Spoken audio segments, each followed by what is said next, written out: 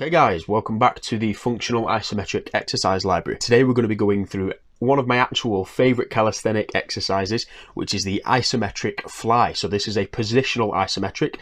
So this time we don't need any fixed resistance. We're utilising body weight position and compromising leverages to be able to generate maximal force throughout the muscle. So what you need to do here is utilise a wide hand grip position within the press up. Now with this, I always stress the importance that the stronger you are, typically the wider you'll be able to take your hands. Okay, so if you can knock out 50 press ups, no problem, you'll be able to take a pretty wide hand grip position.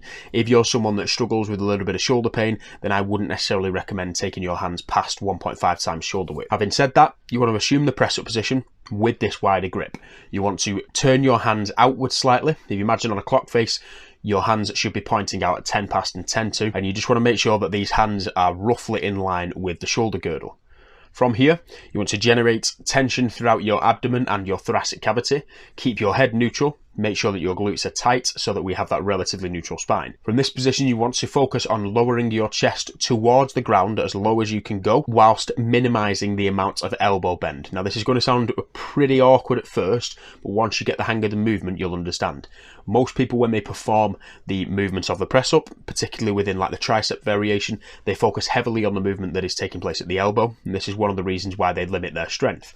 They only utilize, or rather emphasize, the use of the triceps, don't necessarily involve the muscles around the shoulder. With the isometric fly, we're essentially trying to emulate the fly position that you would do within the gym, but this time in a calisthenic variation. So the lower you can get your chest to the ground, focusing on opening the shoulder girdle up, taking the elbow joint, okay, as far away from the shoulder as possible, rather than just focusing on bending the elbow, you'll start to feel that strain around your chest and anterior delt.